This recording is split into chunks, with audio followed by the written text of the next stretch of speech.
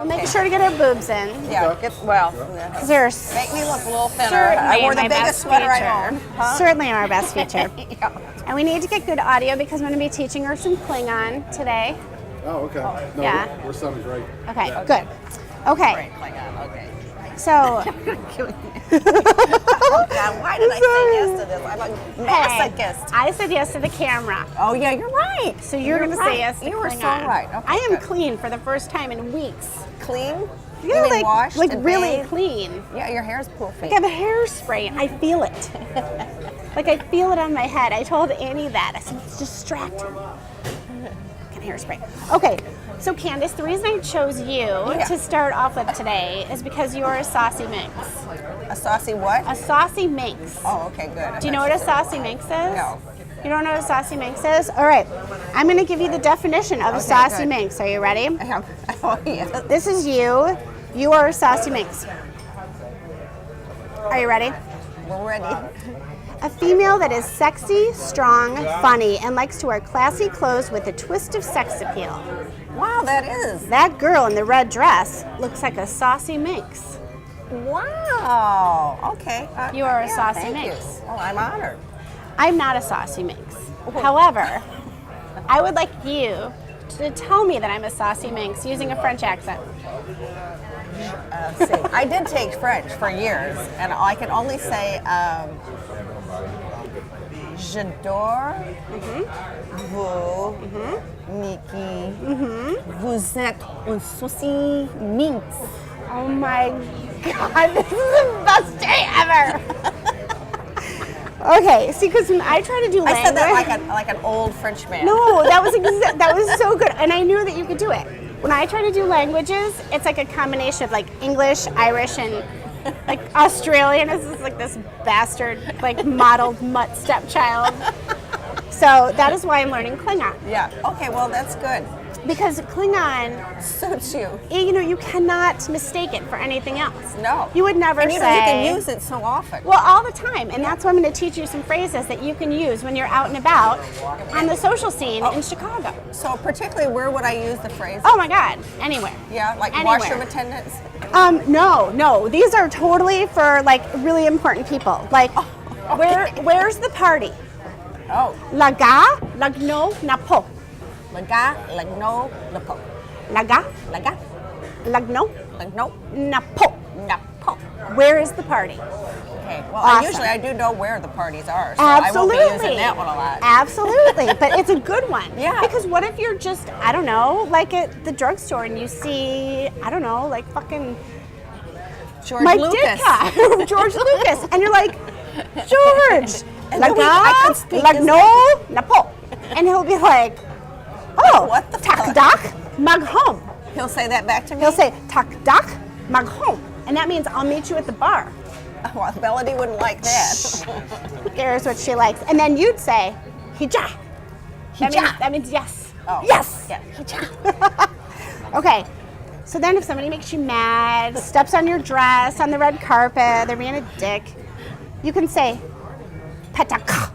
Petaka. Right. It's a swear word. Oh, good. Those are good. I like a Right. lot of those. But nobody knows what it means because you won't know until you get on the home planet. The home planet. Yeah. Okay, great. Well, It's not I'm really trans- anxious to get to the home planet. It's not translatable. Okay. But I really feel that if there is a virus which turns us into zombies, this is the closest language to zombie too. Oh, well, that'll help. So we will be able to communicate.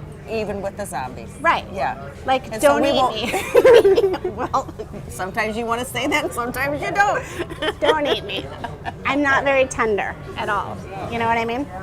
This girl's posts go viral every day. Okay, No, they- decent buying author. This, I They- mean, you're they doing- really don't, you do. though. Oh, My Nikki, posts you've don't.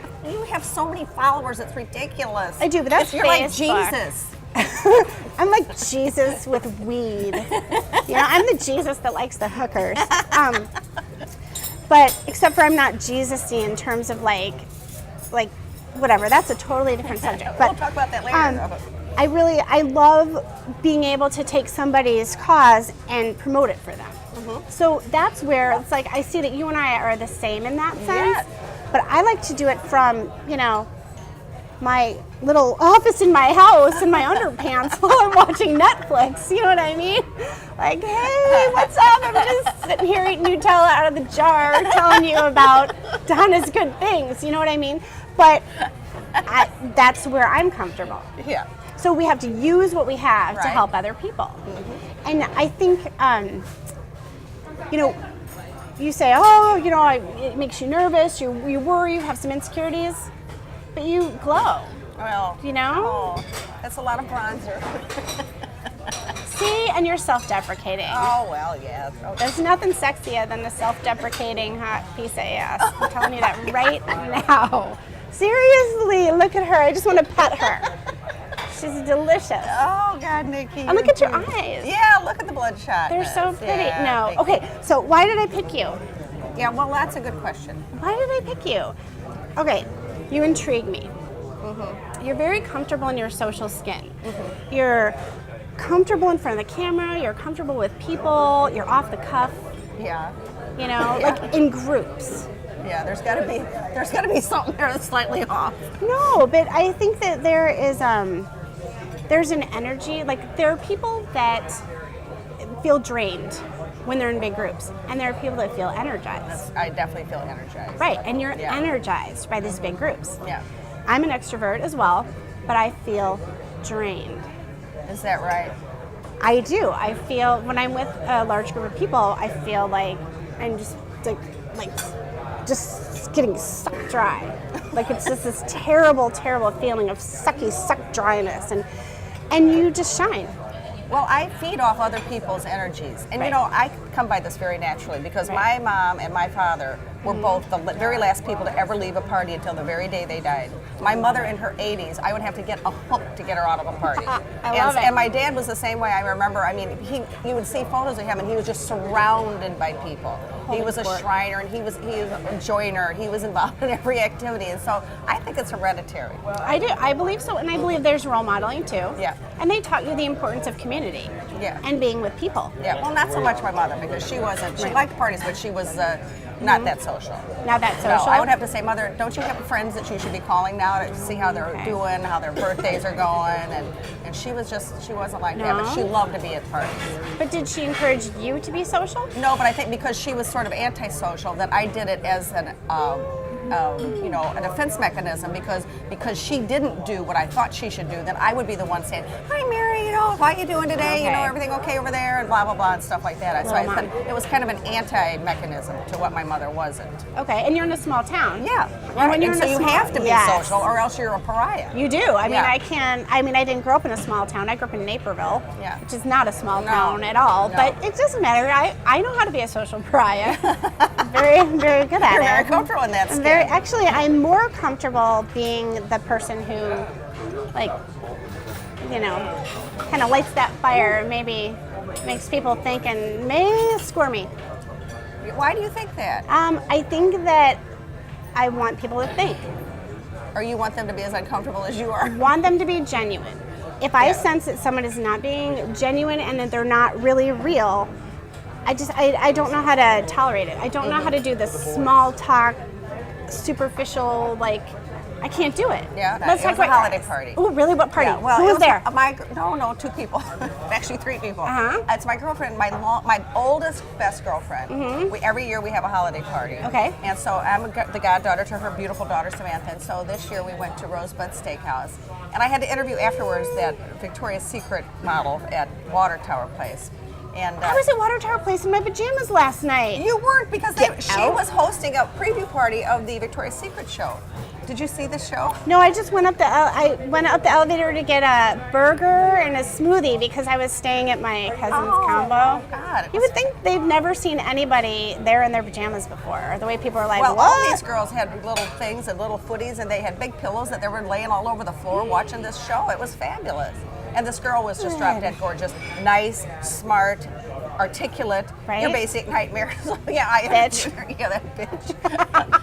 So, how'd you get to be a supermodel? You're so ugly. Bitch. Yeah. Anyway, but that's what I did. So we drank a little much more than I would like at once. But see, you would never know. Well, no, I have like spackle makeup on. It's like I had to put it on a putty knife. yeah, but it looks good. See, I put some makeup on today for you. Yeah, I see all that. And I feel it. It's killing me. You need to be back home. It's like a fucking face prison. Face It's like a face prison. It's like these fucking shoes. I'm like, why did I wear these? No one's gonna see have these a little shoes. heel, Nikki. I know. You're trying today. I was feeling sassy.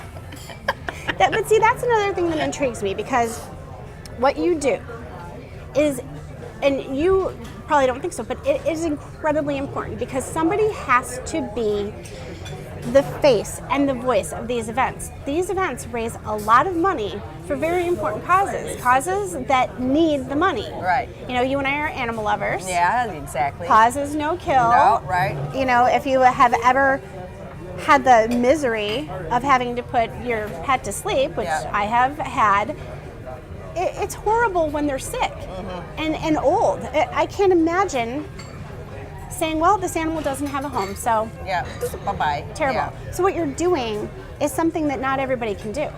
It's difficult to do. You're using a great platform that you have to say, give attention, look, you know, yes, look at the glitter and look at the glamour, but look what we're doing. Well, that's what, you know, that's why I started writing about parties to begin with, because unless there's you know, it's like why people read Star and, you know, all those rag magazines. It's because, you know, everybody's kind of basically starstruck over things. Absolutely. And so when you write about stuff like that, you're going to get the attention, but then they'll find out when they read it. You know, I always write about the underlying cause, why this event happened. But you catch them, you know, with the celebrity factor or the star power or the party power, and then, you know, they wind up knowing that there's things out there that are doing good for other people. You write with heart. You really do. You write with heart. And there's bad grammar, but heart. Well, welcome to my world.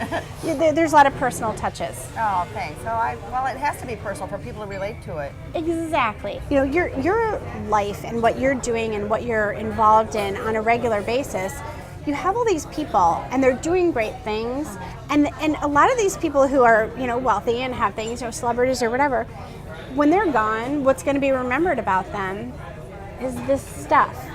You know, where did they give and how did they, you know, you'll always remember when you find out that Al Pacino kicks it, you're going to remember how kind and generous he was to you. Absolutely. Yeah. You know, these are the things you remember. The mark that you leave on somebody transcends stuff, but the stuff can sometimes be a great vehicle, you know, for these things. Oh, no, absolutely. You know, the things that you want. Like I have my grandfather's Zippo lighter. He drove a CTA bus, and he left a very small written account of his life. It's about this big, okay?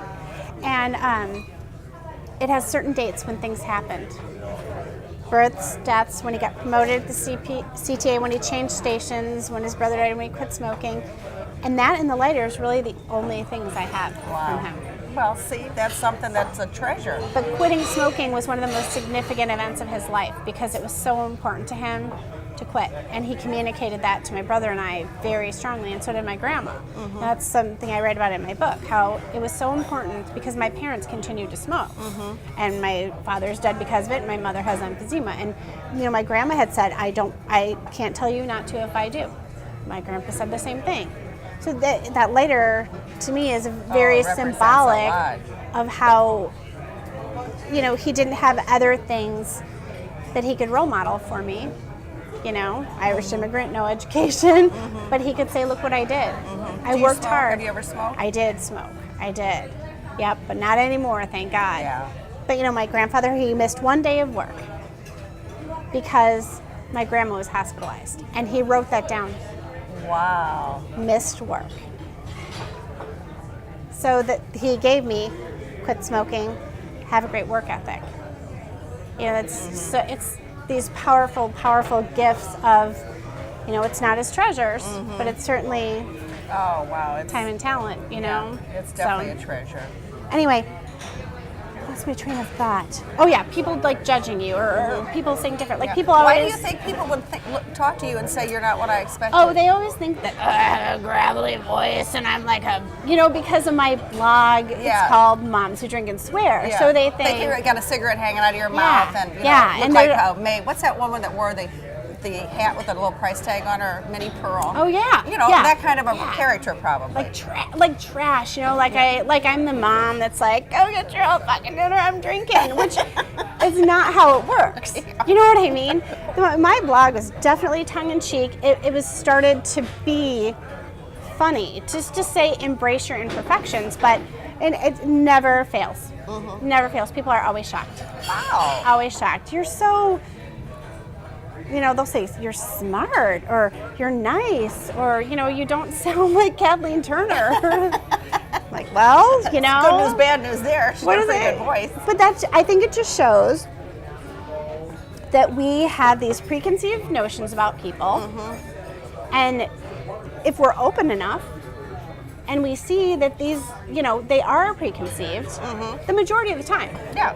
You know, I would say like 82.674% of the time. Is that right? Yes. One lady, I posted something yesterday, and a lady said, well, this was great, but could it have been done with less profanity? Have you read the fucking title of the blog? Yeah, that's right. What planet are you on? Yeah, that's right. Well, I guess it could have, but not on my blog. I know, just really, who are these people? It's not Pollyanna you know with what I mean? pigtails here. Exactly. I was much more comfortable than I thought I'd be. See, you were. It's like you didn't need, well, he makes everybody comfortable. I know, because he's so adorable. He's so adorable. He's not like a hoverer. so and young. He's a fan. He likes, you know, he's So, we how have often fun do you together. do this? How often do you do this? Well, we do it whenever there's something that's interesting to tape. Like I thought this would be interesting. You know, there's a lot of different ways we can use this, and you know, just events like, you know, the red carpet stuff. And last night that Victoria's Secret, and you know, I'd covered the fur ball for paws. You know, just all kinds of, you know, cute stuff. There has to be something visually interesting to begin Right. with before, Well, you know. Yeah, hello. I mean, hello. That's why we're here with evil plans With and the stuff. evil plans, I love it. But yeah, you know, so anything that interests me, I like to think that it might interest other people. So Well, and you have your audience. And this is, I'm so grateful because this really, I was nervous to get started. I was like, by the way, you know, Jimmy and I were talking about it. And, sure. and I was like, you know what? Yes. Because I knew that you could do it. Oh, You know what I mean? I'm so honored to be the first interview. I'm so excited. I'm so excited. It's going to go really well. It's I'm gonna go well. seriously. Good. I'm a lucky girl. You're a lucky girl. I am We're very a lucky lucky girl. girls. We're very lucky. I know, and gorgeous. Aren't we cute? Look at us. Just look at us. It's ridiculous. I mean, seriously. Oh, Nikki, I'm so happy It's a that we got to perfect chat. timing. Could you take one just Nikki and me too? Just a what? Just us. Yeah. No offense, Annie. Well, I'm a Thank you. This was so This is so worth much fun. coming down because at first you're like, oh, okay, we'll film. And I'm like, oh, fuck, I'm so nervous. But now I'm just so happy that we did. Oh my God, I'm so happy.